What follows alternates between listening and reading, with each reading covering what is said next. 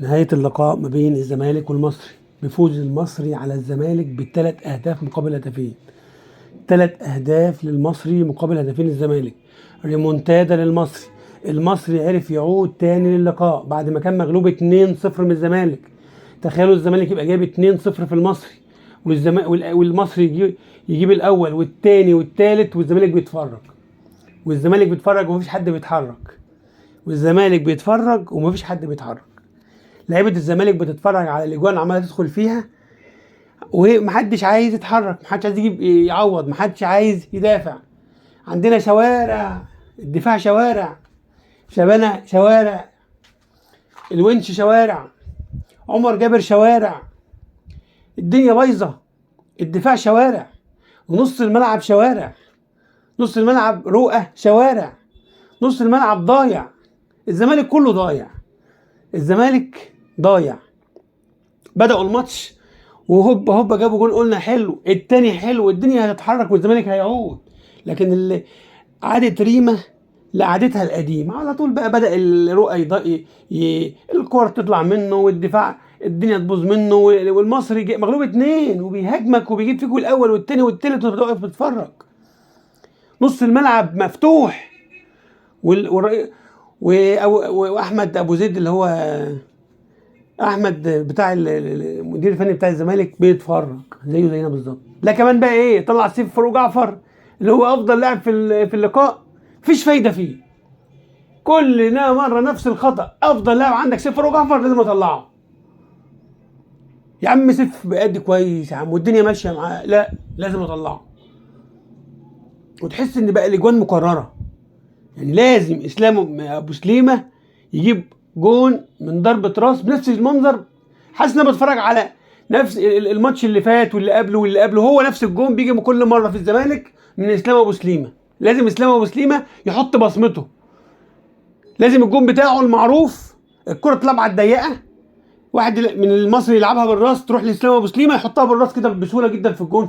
في الزمالك الجون ده متكرر 100 مره، والزملكاويه ما بيتعلموش والدفاع ما بيتعلمش وكله واقف يتفرج. مصطفى شلبي بيتفرج وبالحاج بيتفرج والدنيا بايظه، الدنيا بايظه. ده انتوا عايزين قنبله تنسف الفريق ده كله. ايه ده؟ ايه الفريق ده؟ وزي ما قلنا كل مره مصطفى شلبي ياخد الكره هوب يفضل ماشي. المره الوحيده اللي دخل وعمل عرضيه جت جون من ناصر منسي. طب ما تكمل كده، ما تكمل، ادخل وعرض. ليه لازم بعد الجون ده بقيت الماتش كله على الخط وتطلع بره تطلع بره على الخط تطلع بره؟ مش معقول كده. نفس الاجواء، ريمونتادا على الزمالك. انت محتاج ال3 نقط، انت محتاج الفوز، انت محتاج تطلع خطوه لقدام. تعمل ايه؟ تعمل ايه؟ والمدير الفني ده مش ممكن. هل شيكابالا في حالته يعني حالته البدنيه والنفسيه انه يقدر يلعب؟ شيكابالا نزل ما عملش اي حاجه. هل زيزو في حالته؟ لا مش في حالته، زيزو سيء جدا بقاله فتره. طب ايه بقى؟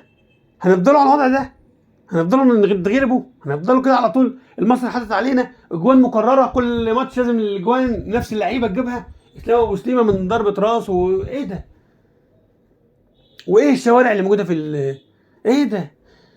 ده شوارع المصري بقى اسمها شوارع المصري، دفاع الزمالك بقى اسمه شوارع المصري.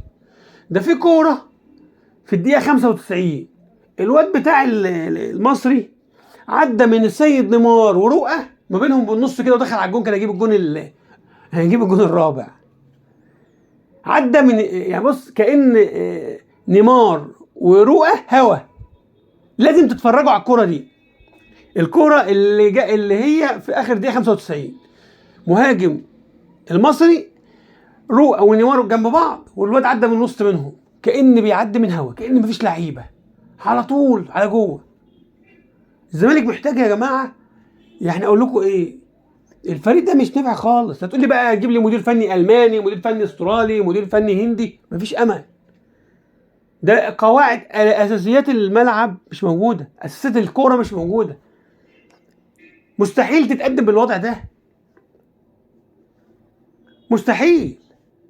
لازم تصحيح تام لعيبه تتوقف، ده اللي مش هين عليهم، مش هين عليهم يلعبوا، مش هين عليهم يجروا. اتفرجوا على الماتش الزمالك بعد الجول الثاني، اللعيبه بقت واقفه يباصوا الكره لبعض، وبتوع المصري بيجري ويباصي ويتحرك يمين وشمال وانت واقف تتفرج عليه. الروح غابت عن الزمالك، مع لعيبه ما تستحقش تلبس التيشيرت، مع لعيبه ما عندهاش روح ولا عندها مروءه ولا عندها نخوه على اسم نادي الزمالك. فطبيعي ده يحصل. بجد انا حزين على الزمالك، حزين. الزمالك ما كانش كده. ايه ده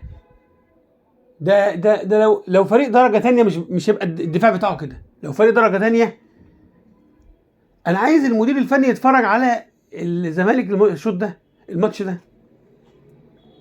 المدير الفني ده المفروض ما يدربش تاني في حياته، مش الزمالك بس، ما يدربش تاني. ده ازاي كان موجود في الجهاز الفني لفريرة؟ عشان الوسايط والحب وعشان حبيب مرتضى منصور؟ ده ما فيش خالص. ده اللعيب اللي كويس بيطلعه، اللعيب اللي بيأدي بيطلعه، اللعيب اللي فيه منه امل بيطلعه. اللي هو يعني ايه؟ مش هخليكم تقول لكم قومه، مش هخليكم تتقدموا، مش هخليكم تكسبوا. لازم اسيب الزمالك منهار تماما. الماتشين التلاته اللي انا مسكت فيهم الزمالك لازم اخليه على الارض. مدير فني سيء سيء سيء سيء. ولن انسى له لما كان بيضحك هو واسامه نبيه والزمالك مغلوب، الكاميرا جت عليهم.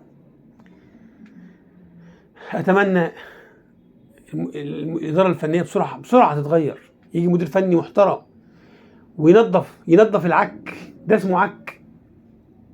ينظف موسم خلاص انتهى، العك ده كله لازم ينضف، نبداه من اول وجديد.